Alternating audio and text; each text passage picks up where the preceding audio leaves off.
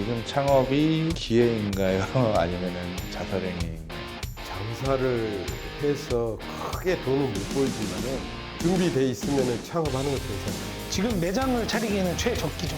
왜냐? 대부분이 망하고 있기 때문에 그 매장 창업 비용이 가장 적게 들 수 있는 시기인 거죠. 권리금도 없고 망하는 매장들 요즘 보면 권리금 없이 내놔요. 준비가 된 사람에게는 최고의 시기일 수도 있다고 생각해요. 준비가 안 되면 그럼 바로 망하는 거죠. 준비가 안 됐는데 권리금 없이 식당이나 해볼까 그 막연한 생각이 금발치 찰 수가 있어. 커피 이런 거는 되게 빨리 할 수 있잖아요. 저가 커피. 저가 커피. 네. 빨리 해서 빨리 매장을 내고 빨리 매출을 낼 수 있을 것 같은데. 쉽게 할 수 있는 커피라든가 음료 이쪽은 큰 돈이 안 돼요. 매장도 클 필요도 없고 쉽게 적은 자본 가지고 쉽게 오픈을 하는 그런 가게는 자기가 생각하는 그 금액을 벌 수 없어요. 인건비 뭐 이런 거 다 빠지기 때문에. 쉽게 가면은 절대 안 된다는 거.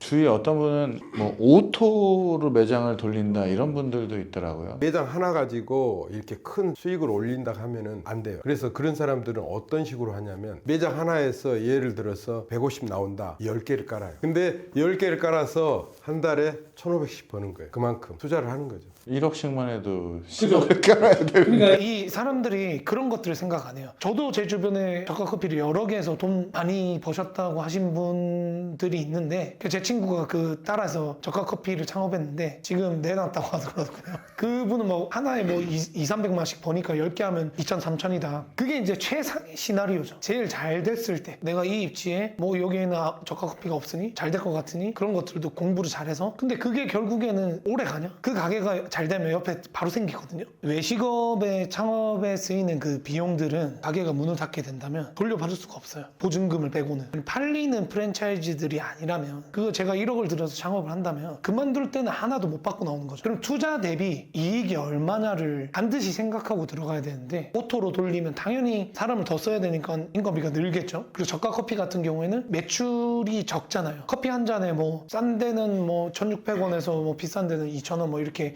저가 커피도 그렇게 하는데 100잔 팔아야지 20만 원이잖아요. 근데 직원 한 명 쓰면 하루에 못해도 10만 원 나가거든요. 그거를 계산을 잘해야 되는 거예요. 물론 잘 되는 데도 있어요. 그 위치와 경쟁자가 없는데 선진입해서 본인이 입지를 좀 굳혀놨더라면 잘 되겠죠. 근데 2,000원짜리 저가 커피를 파는데 옆에 1,600원짜리 저가 커피가 생겼어요. 바로 매출이 반토막 나는 거예요. 그런 매장들은 결국에는 제 역량을 보여줄 수 있는 부분들이 좀 적어요. 그러니까 제가 아까 말씀드린 그 열정과 그런 노력과 잘하는 모습들을 제가 고객들로 하여금 보여드려야지 이 사람들이 재방문하게 되잖아요. 근데 저가 커피라는 거는 그 경쟁력이 저가인 거예요. 그렇기 때문에 내 커피 가격보다 더 적은 더 가격이 싼 저가 커피가 옆에 생기면 제가 무너질 수밖에 없는 거죠. 스타벅스는 직영이죠, 다. 다 직영이에요. 제가 말씀드리고 싶은 게 딱 그거예요. 스타벅스 커피가 아메리카노가 한 잔에 5,000원 정도 하는데 사람들이 많이 가서 먹잖아요. 커피만 마시는 용도였다면 저가 커피 먹어도 되는데 스타벅스도 테이크아웃을 많이 하잖아요. 그러니까 결국에는 이게 가치 경쟁을 해야 되는 거예요. 이 저가 경쟁을 할 게 아니라 내가 어떻게 하면 이 내가 파는 물건에 고부가 가치를 만들어서 팔 수 있을까? 어떻게 하면 고객님이 재방문하게 할 수 있을까? 그런 것들을 고민해야 된다는 거죠. 저가 커피가 기준이 아니라 이런 스타벅스 같이 제값 주더라도 매출이 나오고 운영도 좋고 재방문도 하고 그게 이상적인 프랜차이즈죠. 스타벅스는 돈이 되니까 본인들이 감행할 필요가 없는 거죠. 자기가 하면 되잖아요. 다 잘 되는데 본인들이 여는 거예요. 그러면 커피도 하면 안 되겠네.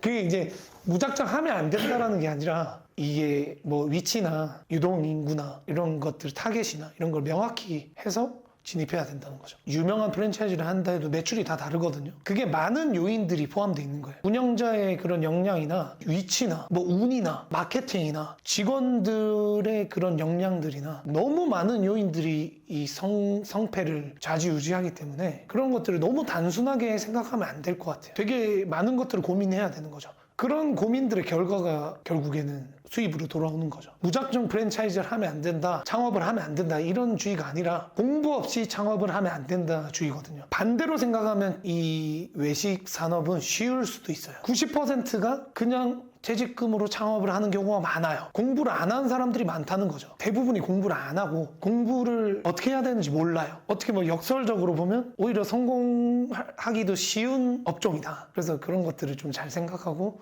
창업을 하셨으면 좋겠어요. 경기가 안 좋다고 막 얘기하잖아요. 지금 창업이 기회인가요? 아니면은 자살행위인가요?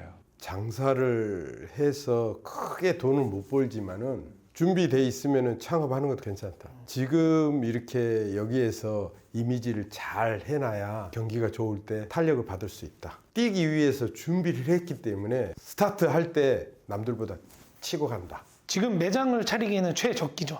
왜냐? 대부분이 망하고 있기 때문에 그 매장 창업 비용이 가장 적게 들 수 있는 시기인 거죠. 권리금도 없고 망하는 매장들 요즘 보면 권리금 없이 내놔요. 왜냐? 안 나가니까 본인이 권리를 주고 들어왔더라도 월세가 높고 그렇다면 권리 안 받고 빼는 게 이득일 수도 있거든요. 준비가 된 사람에게는 최고의 시기일 수도 있다고 생각해요. 근데 준비가 안 되면 그럼 바로 망하는 거죠. 준비가 안 됐는데 권리금 없어서 아 식당이나 해볼까 그 막연한 생각이 금발치 찰 수가 있어. 이게 저는 준비돼 있어, 예를 들어. 근데 장사가 안 되잖아요. 뭐 차리면 다 잘 되는 거 아니잖아요. 네. 나는 막 열심히 공부했어, 업종도 잘 선택했어, 준비도 뭐 1년 했어, 오픈했는데 경기가 안 좋으니까 뭐 장사가 안 될 수도 있잖아요. 버티지를 못할 수도 있는 거 아니에요, 경기가 너무 안 좋으면? 그러면 그럴 수는 있죠. 그래서 여유 자금을 어느 정도를 가지고 있어야 돼요. 보통 전문가들이 얘기하는 게 예산이 5억이면 한 절반 정도를 창업 비용으로 쓰고 절반을 가지고 있으라고 하더라고요. 버틸 여력도 있어야 되기 때문에 결국에는 비용이잖아요. 버틴다는 게 돈이 있어야 되는 거잖아요. 지금 이 어려운 경기에도 잘 되는 가게들이 아주 많아요. 어떻게 하면 내가 저런 가게들이 될 수 있을까? 이런 것들을 끊임없이 고민해야 되지. 실제 경기가 안 좋더라도 바깥에서 원인을 찾으면 안 된다고 생각해요. 이거는 요즘에 하면 힘들 것 같은데 하는 업종 있나요?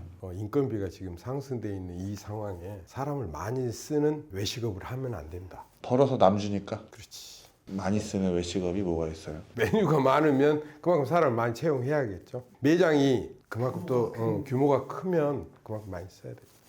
이 외식업 사업의 이 고정 지출을 줄일 수 있는 범위 내에 이거를 깊게 생각을 해야 돼요. 고정 지출. 인건비가 제일 크죠.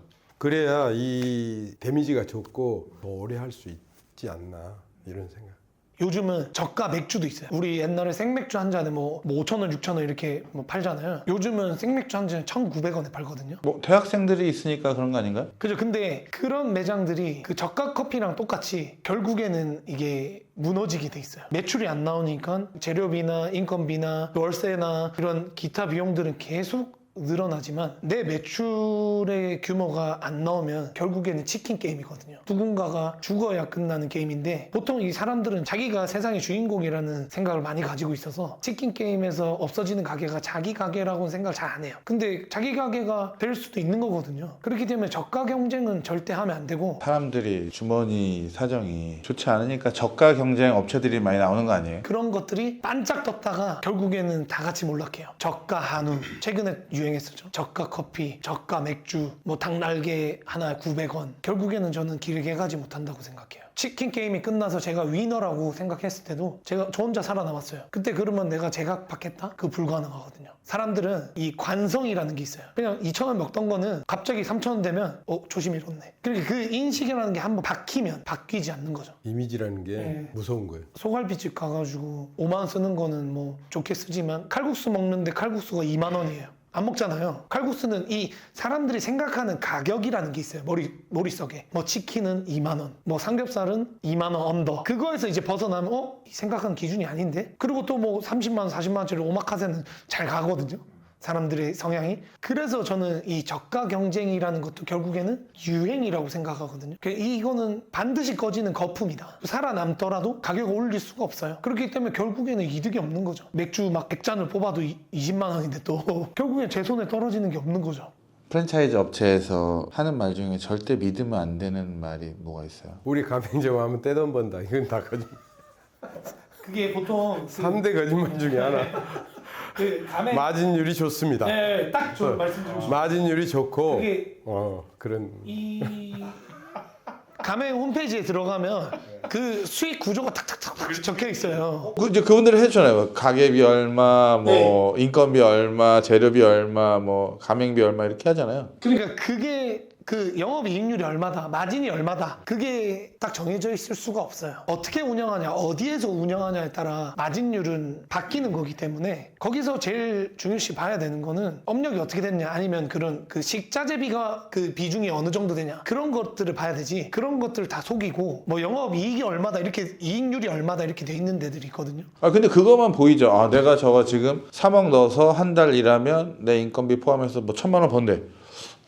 할만한데? 약간 이렇게 생각이 들잖아요. 그게 이제 근데 보통 거기에 적어 놓는 거는 제일 잘 나온 기준으로 적거든요. 뭐 가맹점이 뭐 수십 개 있으면 그 중에 가장 매출이 높은 곳, 매출이 높은 곳들이 수익 구조가 좋을 수밖에 없어요. 왜냐면 뭐 월세나 이런 것들은 고정 비용이기 때문에 매출이 올라가면 그 비중이 적어지잖아요. 그렇기 때문에 그런 것들을 가장 좋은 매장들을 뭐 사실대로 적었겠죠. 모델 삼는 거지. 네, 그거를 딱 기준으로 너희도 이렇게 하면 할 수 있다. 너희도 창업하면 이렇게 된다. 근데 그거는 이제 잘못된 거죠. 평균값도 잘못했어요. 평균으로도 그걸 적어놓으면 안 되고 중위값으로 적어놔야 되죠. 1등부터 100등이 있으면 50등의 기준을 적어놔야 되는 건데 평균이라는 것도 이 사실은 오류가 있잖아요. 1등이 많이 벌 수 있고. 그죠? 두 명이 있는데 저는 백수고 이 사람이 연봉 50억이에요. 평균 연봉 25억이잖아요. 그러니까 그런 것들의 오류들이 있는 거죠. 그런 것들을 잘 판단 안 하고 무작정 창업했다가는 이제 액면을 보면 좀 위험하고, 이